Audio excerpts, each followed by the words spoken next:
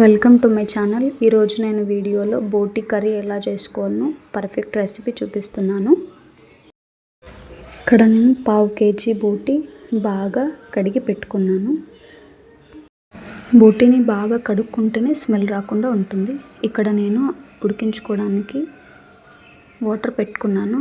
అందులోకి బోటి వేసి కొద్దిగా పసుపు, కొద్దిగా ఉప్పు యాడ్ చేసుకొని కలుపుకుంటున్నాను. ఇలా కలుపుకొని ఒక 6 to 8 minutes అనేది ఉడికించుకోవాలి. ఇలా ఉడికించుకున్న తర్వాత ఇంకేదైనా డస్ట్ ఉంటే అనేది పోతుంది. తర్వాత ఉడికిన బోటీని సపరేట్ చేసుకుంటున్నాను. నేను బోటీ అంతా సపరేట్ చేసుకొని పక్కన పెట్టుకోవాలి. ఇక్కడ నేను తాలింపు కోసం ఉల్లిపాయ, పచ్చిమిర్చి, పుదీనా, కరివేపాకు, కొత్తిమీర తీసుకున్నాను. కర్రీలోకి ఇక్కడ ఆయిల్ వేసుకుంటున్నాను. నేను ఆయిల్ చూసి వేసుకోవాలి. స్పైసీ కర్రీస్లోకి ఆయిల్ ఎక్కువనే ఉండాలి. నాన్ వెజ్లోకి ఆయిల్ వేసుకొని అందులోకి ఇక్కడ చూపిస్తున్న షాజీరా, బిర్యానీ ఆకు, 3 లవంగాలు, 1 యాలక్కాయ వేసుకున్నాను. అలా వేసుకొని లైట్గా ఫ్రై అయ్యాక ముందుగా కట్ చేసి పెట్టుకున్న ఆనియన్స్ కూడా యాడ్ చేసుకోవాలి. ఆనియన్స్ యాడ్ చేసుకున్నాక కొద్దిసేపు కలపాలి. మంచిగా కలిపి లైట్ గోల్డ్ కలర్ వచ్చిన తర్వాత ముందుగా కట్ చేసి పెట్టుకున్న పచ్చిమిర్చి అండ్ పుదీనా, కరివేపాకు, కొత్తిమీర కూడా వేసుకొని కలుపుకోవాలి. మంచిగా కలుపుకొని 2 minutes మగ్గనివ్వాలి. మగ్గనిచ్చిన తర్వాత 1 tablespoon అల్లం వెల్లుల్లి పేస్ట్ తీసుకున్నాను. నేను ఇక్కడ అల్లం వెల్లుల్లి పేస్ట్ గట్టిపడకుండా మంట సిమ్లో పెట్టుకొని కలుపుకుంటున్నాను. మంచిగా కలుపుకున్న తర్వాత పక్కన పెట్టుకున్న బోటీని కూడా మొత్తం ఇందులోకి వేసుకోవాలి.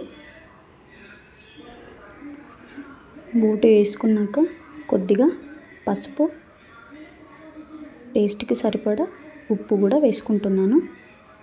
రుచికి సరిపడా వేసుకోవాలి. వేసుకున్నాక మంచిగా మిక్స్ చేసుకోవాలి. ఇలా కలుపుకున్న తర్వాత మూత పెట్టి ఒక 5 minutes మగ్గనివ్వాలి. తర్వాత మూత తెరిచి చూస్తే ఇక్కడైతే మగ్గిపోయింది. తర్వాత నేను ఇక్కడ చూపిస్తున్న స్పూన్తో 2 spoons కారం అయితే యాడ్ చేసుకున్నాను.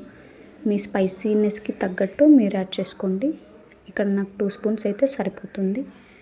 కొద్దిగా గరం మసాలా వేసుకొని మంచిగా కలుపుకోవాలి. మళ్ళీ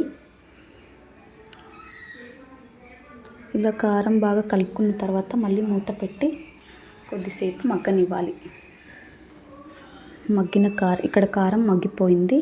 ఆయిల్ కొంచెం లైట్గా పైకి తేలుతుంది. తర్వాత నేను ఇక్కడ 1 glass వాటర్ తీసుకున్నాను.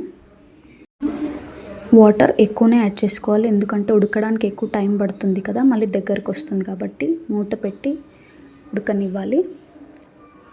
ఇక్కడ నేను ఒక కొబ్బరి తీసుకుంటున్నాను. అందరూ ఫస్ట్ కొబ్బరిని కాల్చుకొని పొడిలా చేసుకుంటారు. నేను ముక్కల్లా కట్ చేసుకొని మిక్సీ పట్టి ఆ తర్వాత పౌడర్ చేసుకుంటాను. అప్పుడు చాలా బాగుంటుంది టేస్ట్. కర్రీలోకి యాడ్ చేసుకుంటే నాన్ వెజ్ కర్రీలోకైనా వెజ్ కర్రీస్లోకైనా చాలా బాగుంటుంది. మీరు కూడా ట్రై చేయండి.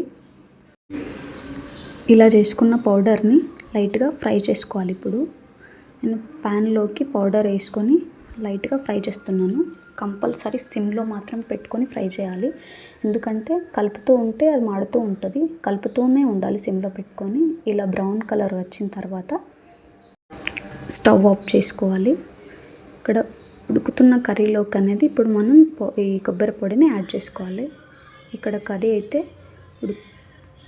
ఉడుకుతుంది కదా, అందులోకి కొబ్బరి పొడిని వేసుకొని మంచిగా కలుపుకోవాలి. కొబ్బరి పొడి అంతా మిక్స్ అయినాక మూత పెట్టుకొని నేను 20 minutes ఉడికించుకున్నాను కర్రీ.